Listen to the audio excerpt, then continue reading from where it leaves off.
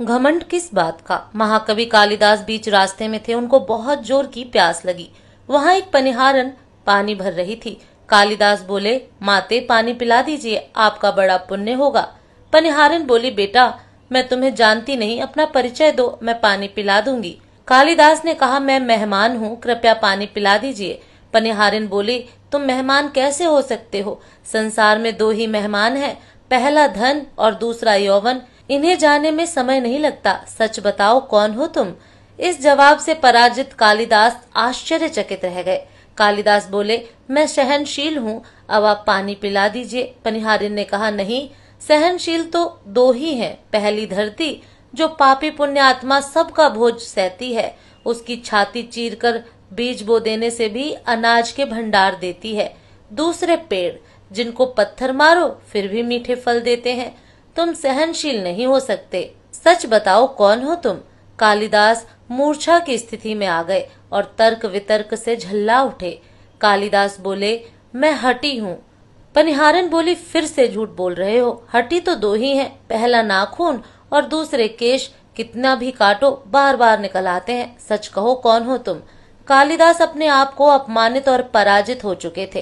कालिदास ने कहा, फिर तो मैं मूर्ख ही हूँ। पनिहारिन ने कहा, नहीं, तुम मूर्ख कैसे हो सकते हो?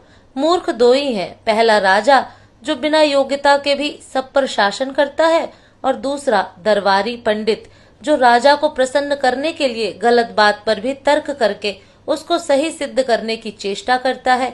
यह बात सुनने के बाद कालिदास कुछ बोल न सका और वह इस स्थिति में वृद्धा महिला पनिहारन के पैर पर गिर पड़े और पानी पीने की याचना में गिड़गिड़ाने लगे। वृद्ध महिला ने कहा, उठो वत्स।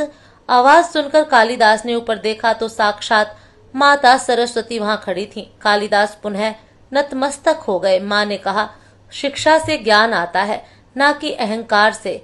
तूने शिक्षा के बल पर प्राप्त मान और प्रतिष्ठा को ही अपनी उपलब्धि मान लिया और अहंकार कर बैठे, इसलिए मुझे तुम्हारी आंखें खोलने के लिए ये सब स्वांग करना पड़ा। कालिदास को अपनी गलती समझ में आ गई और भरपेट पानी पीकर वे आगे चल पड़े।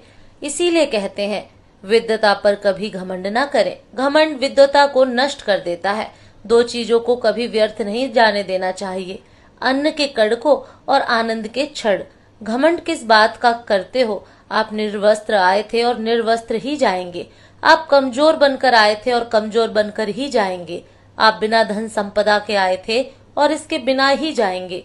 आपका पहला स्नान भी आपने स्वयं नहीं किया और आपका अंतिम स्नान भी आप स्वयं नहीं कर पाएंगे। यही सच्चाई है। फिर किस बात का इतना घमंड, और फिर किस बात की इतनी दुर्भावना, किस बात की इतनी खुदगर्जी? इस धरती पर हमारे लिए बहुत ही सीमित समय है और हम मूल्यहीन बातों में बर्बाद कर रहे हैं। इसलिए अभी से प्रभु की आराधना में लग जाइए। दोस्तों, वीडियो देखने के बाद वीडियो को लाइक और सब्सक्राइब करना ना भूलें। फिर मिलेंगे दोस्तों, तब तक के लिए जय श्री कृष्णा।